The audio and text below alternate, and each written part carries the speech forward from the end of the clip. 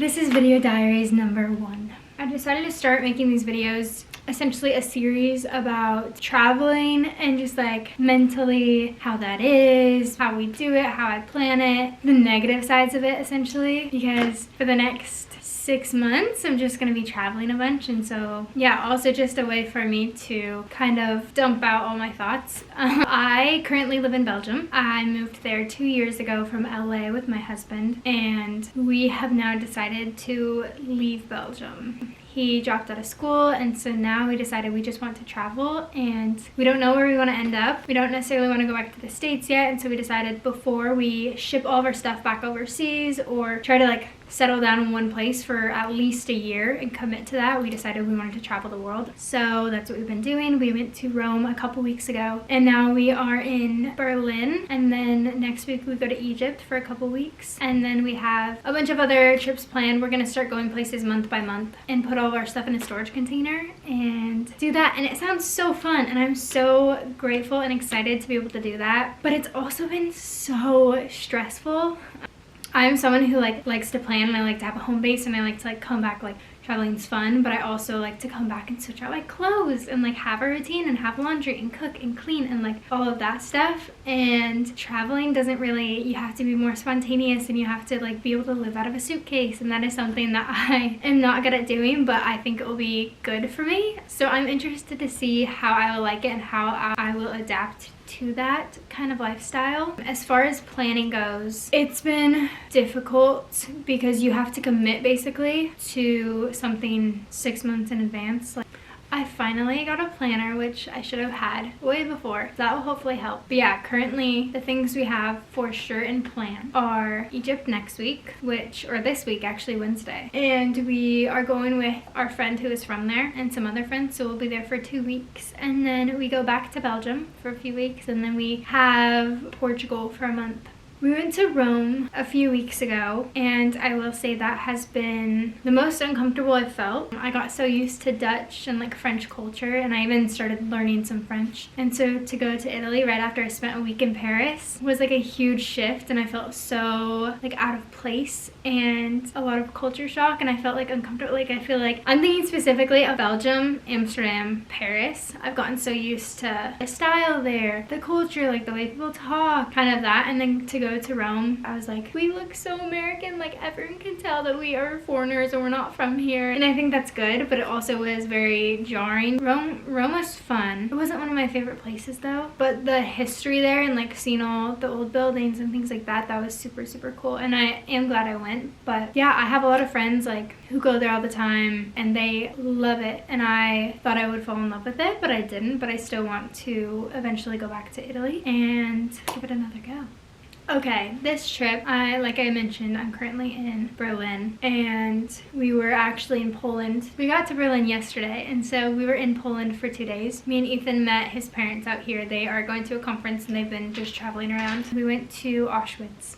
That has been a place that I've wanted to go for a long time to just see, and we went, and it was really hard. The whole day just kind of felt heavy on the way there. I just kept thinking about it, and then we had a tour guide, and so to hear just more of the history or just see the numbers and see the reality of it and actually be in the place where all that happened was really devastating, because I obviously heard about World War II, where you hear about these things, but to actually be there was a whole other thing, and to see it. And there was even this one, something that really got me was this one where they, I don't know, one of the, I don't know, I can't think of the name, not house, because obviously, but one of the places where they sleep, one of the buildings, they showed us the kids one.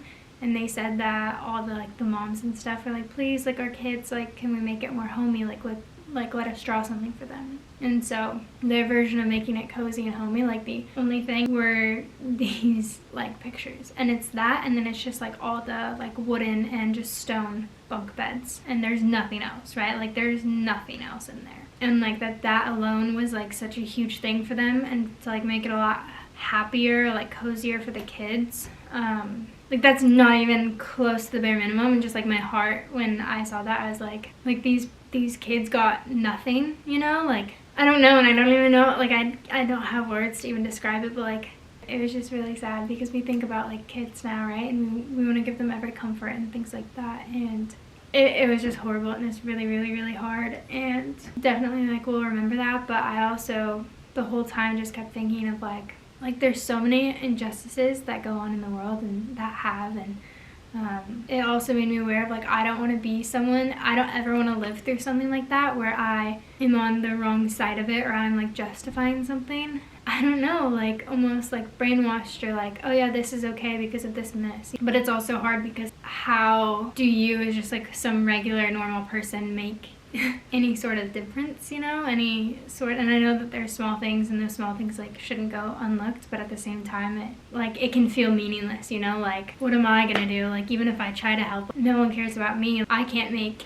a change, you know, I'm not a leader, I'm not in the government, like I'm not in a place of power to actually make any real change. And so I want to do something, but I can't, I don't have the power to do much. Like I can do my part, I can support financially, or I can like spread awareness or things like that, but like, or I can stop shopping at certain places, but I don't know, it's hard. Anyway, yeah, so that was super hard. Yeah, now we're in Germany, and it's also hard because yeah, my dad, he passed away almost a year ago now, and he lived in Germany and he spoke German, and I always wanted to do a trip with him here, especially because how nice would it be to have him just be able to like be the one to speak for us. And like we essentially, he's not a local, he's not from here, but he lived here for a few years and he speaks the language, and he was still fluent in that. And so that would have been a really cool experience to have him show me where he lived and like actually be able to speak to everyone and all of that. So that's been really, really hard just to kind of think that and like miss him, and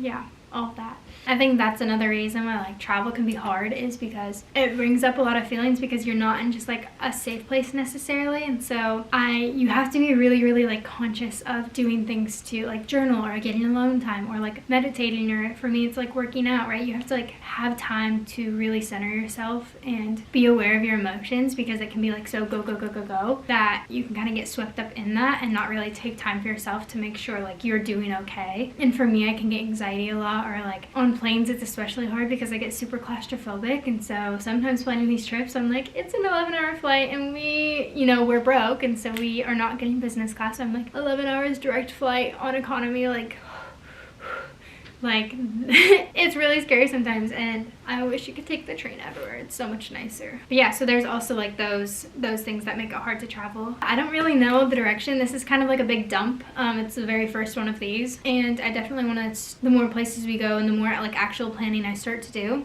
like letting you guys in kind of on that of like, okay, how, because we are blessed to be able to afford this, but we're not like we can't just go anywhere we want without any budget in mind. And so like how to do some of these things like budget friendly, but also if you want to do more like luxurious trip, like here are some things that like as I'm doing the research, like here's some more options that I found, and like here's a way that this can happen, because I'm a big believer of people think you have to be super rich in order to travel, which certain types of travel for sure, but also it just is really what your priorities are. And so for us at this time, it could be essentially like the same as like if we were to live in the States, right? Like we would spend essentially the same amount, like that. Our budget hasn't really changed much. We're still keeping a budget within traveling, and I think it helps if you go places like longer, because if you go for a place for a week, it can be really expensive to get a hotel. If you're going to a place for a month, they give a lot of discounts for a month, or you're not having to like buy out every single meal. Like you're still gonna take things back to the house and cook and things like that, and kind of just like switch your life into that place. And so yeah, anyway, I'm a big believer of if traveling was your priority, you can make it happen, and you can make it happen affordably,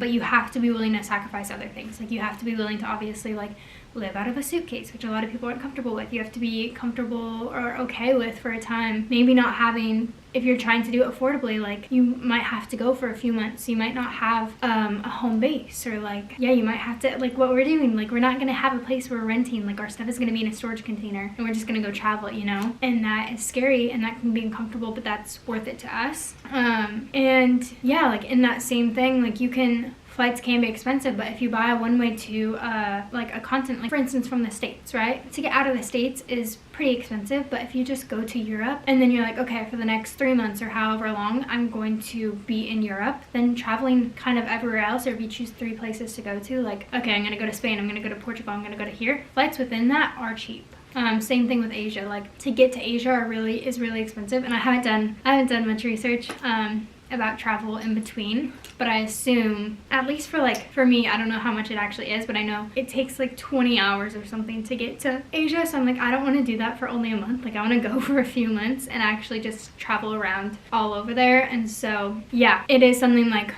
we work remote, and so we're able to do that too, but that means when we're going, it's not just like travel all the time. Like, we still have to work, you know. Ethan still works like 9 to 5, and I still have to do, I don't work as much as him, but I still have to do some work while we go. And so yeah, it very much is possible, and that is why I also want to do these, is to show people like it can be done, and it can be done cheap. I've had a lot of people tell me like, oh well, I can't do that because I'm broke, and I'm like, well, you probably could. It's just gonna take sacrifices in other places. I have to give up shopping, or I have to give up, I don't know, find like ways to cut costs, or like you save up for it, or I don't know, other things. And I still know, like, if you are able to afford it, it's still like super blessed, because I know there are genuinely people who can't. I more so mean like my friends who they could afford to travel, but they would just have to give up other things. They would have to be like, okay, I'm not gonna eat out, or I'm not gonna do this, or I'm not gonna shop for this much, or I'm gonna like not pay double rent, so I'm just gonna, you know, that's more so what I mean. But yeah, so I will keep you guys updated on all of this, and I will see you guys in Egypt. Bye!